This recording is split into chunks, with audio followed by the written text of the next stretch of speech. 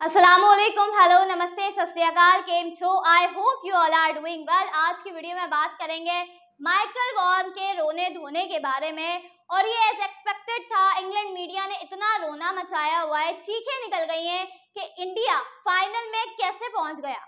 हजम नहीं हो रहा, बर्दाश्त नहीं हो रहा और अब अपना होशो हवास खो बैठे, कुछ समझ नहीं आ रहा क्या बोलें। और फिर आपको पता है, जब ऐसी सिचुएशन में, दुख में, गम में, फ्रस्ट्रेशन में इंसान होता है और खास तौर पर माइकल वॉन होते हैं, तो फिर वो क्या करते हैं, फिर वो फजूल किस्म की बातें करते हैं। और आज भी उन्होंने सीरियस एलिगेशंस लगाई हैं, बेबुनियाद एलिगेशंस टीम इंडिया पर, आईसीसी पर लगाई है, लेकर बैठ गए अपना रोना धोना। इस हवाले से बात करेंगे कि कौन सी एलिगेशंस लगाई हैं, माइकल वॉन अब किस बात पर रो रहे हैं। अब तो मैं सोच रही थी कि इंडिया ने कुछ छोड़ा ही नहीं है माइकल वॉन के लिए रोने के लिए, लेकिन ये तो माइकल वॉन है और ये ना रोए इंडिया की जीत पर, ऐसा कैसे हो सकता है। आई होप चैनल सब्सक्राइब किया हुआ है, नहीं किया हुआ तो जल्दी से सब्सक्राइब कर लीजिए।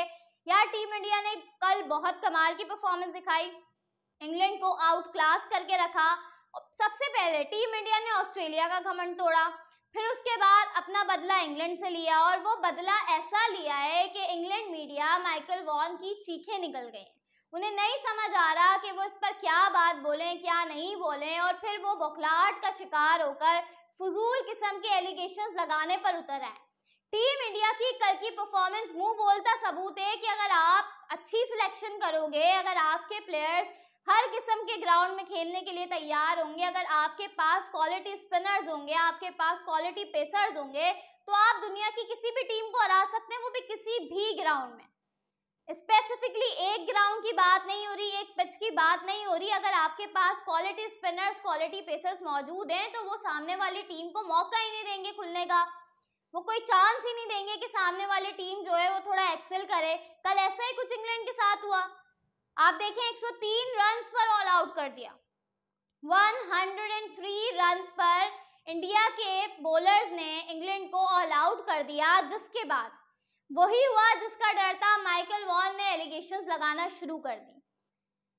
सुबह से माइकल वॉन चिल्ला रहे थे कि यार बारिश है, ऐसे वेन्यू पर क्यों रखा है, और ये रूल कैसा है कि जो नंबर 1 टीम है वो आगे चली जाएगी। मतलब इस पर रोना धोना मचाया हुआ था कि बारिश इंडिया को आगे ले जाएगी, इंग्लैंड को तो कोई चांस ही नहीं मिलेगा खुद को परफॉर्म करने का, दिखाने का कि they are the best team in the world, ऐसा कहना था माइकल वॉन का। अब प्रोग्राम बढ़ा और फिर पता है क्या हुआ, बारिश हुई नहीं, बारिश नहीं हुई, इंडिया की टीम ने अच्छी परफॉर्मेंस दिखाई, दे वॉन इट। और फिर उसके बाद अब माइकल वॉन को नया बहाना मिल गया है, वो है पिच। पिच और माइकल वॉन का जो एक रिश्ता है ना, वो बहुत पुराना है और वो इस पर बात नहीं करें ना जब तक शायद उनको नींद नहीं आती होगी। अब वो कह रहे हैं कि आईसीसी ने बहुत बड़ा फेवर किया है इंडिया को एक स्लो पिच बनाकर। आईसीसी ने जानबूझकर सेमीफाइनल जो है वो गयाना में रखा और कहा कि इंडिया ये गयाना वाला सेमीफाइनल खेलेगा, बिकॉज इंडिया के पास क्वालिटी स्पिनर्स मौजूद हैं और जो स्पिनर्स इंडिया के पास है उसे इंग्लैंड के बैटर्स नहीं खेल सकते। जिस तरह से जो है वो कल परफॉर्मेंस दिखाई है वो आपके सामने है।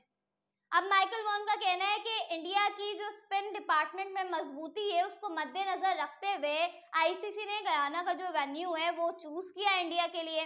फिर वहां पर स्लो पिच बनवाई और उस पिच को जो है वो स्लो रखा ताकि स्पिनर्स को मदद मिले, बॉल स्पिन करे, बॉल फंसे, चकराती हुई गेंदें आए और इंग्लैंड हार जाए, ऐसा कहना है माइकल वॉन का। और अब बड़ी बड़ी धमकियां भी दे रहे हैं कि इंग्लैंड तो हार गया, साउथ अफ्रीका इंडिया को हरा देगा। अब मैं कुछ सवाल पूछूंगी आप लोगों से। सबसे पहली बात, मुझे आप ये चीज बताइए कि टीम इंडिया कौन कौन सी टीम से जीती है। They are unbeaten. Group stage से स्टार्ट करते हैं। टीम इंडिया ने ग्रुप स्टेज में आप देखें अमेरिका को हराया, पाकिस्तान को हराया, फिर उसके बाद हमने देखा कि उन्होंने अपनी जो उनका ग्रुप था उसमें देवर अनबीटन, ठीक है, हर टीम को हराया। और जिस टीम को बड़ा बहुत दिखाया जा रहा था कि ये टीम बड़ी है, ऐसी है वैसी है, आयरलैंड हो कुछ भी हो, टीम इंडिया ने सबको हराया। फिर कहा गया, ये परसेप्शन बनाया गया कि इंडिया का मुकाबला भी छोटी टीम से हुआ है, सुपर 8 में पहुंचेंगे तो देखेंगे। सुपर 8 में आके टीम इंडिया ने अफगानिस्तान को भी हराया और बांग्लादेश को भी हराया। फिर कहा गया टीम इंडिया के सामने अभी एशिया की टीम्स आई हैं, अभी जब आएंगे गोरे तो फिर देखेंगे। फिर ऑस्ट्रेलिया सामने आती है, मिचेल मार्श बड़ी बड़ी बातें करते हैं और वो बड़ी बड़ी बातें जाती हैं तेल लेने के लिए, उनका कोई भी सबब नहीं होता और इंडिया ऑस्ट्रेलिया को भी हरा देती है।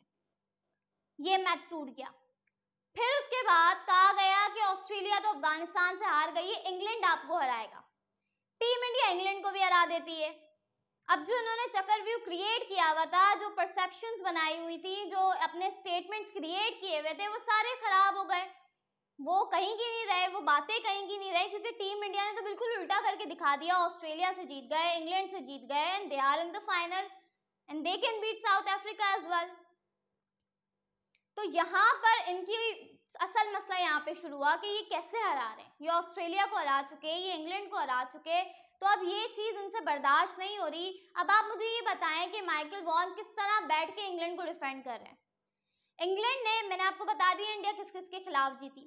इंग्लैंड किसके खिलाफ जीती? ओमान। इंग्लैंड किसके खिलाफ जीती? नामीबिया के खिलाफ जीती। इंग्लैंड किसके खिलाफ जीती? यूएसए के खिलाफ। वेस्ट इंडीज के खिलाफ। हारी किसके खिलाफ? ऑस्ट्रेलिया जैसी स्ट्रॉन्ग टीम के खिलाफ, साउथ अफ्रीका जो कि फाइनल में है उसके खिलाफ, और इंडिया के खिलाफ। अब आप मुझे बता दें कि कौन छोटी टीमों को हरा के आगे आया और कौन बड़ी टीमों को हरा के आगे आया। टीम इंडिया तो किसी से हारी नहीं है, उसका तो एक्सेप्शनल केस है, आप उसमें तो बात ही नहीं कर सकते। लेकिन आप इंग्लैंड की तारीफ कर रहे हो कि इंग्लैंड अच्छी टीम थी, पिच ऐसी मिल गई, ये हो गया वो हो गया। आप मुझे ये बताओ कि इंग्लैंड ने जो क्वालिटी टीम्स हैं, ऑस्ट्रेलिया, साउथ अफ्रीका, इनके खिलाफ कैसी परफॉर्मेंस दिखाई है। आज उन्होंने जो बातें की हैं, लिटरली मतलब बेसलेस बातें हैं, सेंसलेस बातें हैं, जिनकी कोई लॉजिक नहीं है। अब पिच का रोना रो रहे हैं, हर बार पिच पर आके बात करते हैं। मुझे समझ नहीं आता आईसीसी इनके खिलाफ कोई एक्शन क्यों नहीं लेता। आईसीसी पर ही सीधा सीधा ब्लेम करते रहते हैं। पहले कह दिया कि whole tournament is geared up towards India, मतलब पूरा टूर्नामेंट इंडिया के इर्द गिर्द घूम रहा है बिकॉज इंडिया को जिताना है। India is the number 1 team across all formats. World Test Championship का फाइनल इंडिया ने खेला, ओडीआई वर्ल्ड कप का फाइनल इंडिया ने खेला, टी20 वर्ल्ड कप का फाइनल इंडिया खेल रही है। तो आपकी टीम कहां पर है? Where are they? माजी को भूल जाएं, 2022 को भूल जाएं, 2022 कोई याद नहीं रखता, 2024 चल रहा है, 2023 गुजरा है। आप इन 2 सालों में बात करो, इन 2 सालों में टीम इंडिया ने हर फॉर्मेट का फाइनल खेला है और खुद को प्रूफ किया है और बताया है कि उन्हें नंबर 1 टीम क्यों कंसिडर किया जाता है। उनकी तारीफ शुएब अख्तर, वसीम अकरम बैठ के क्यों कर रहे होते हैं? उनकी तारीफ हर कोई, हर मीडिया, फैंस, अब तो पाकिस्तानी फैंस बोलने लग गए हैं कि यार they are playing extremely well, they are supporting Rohit Sharma.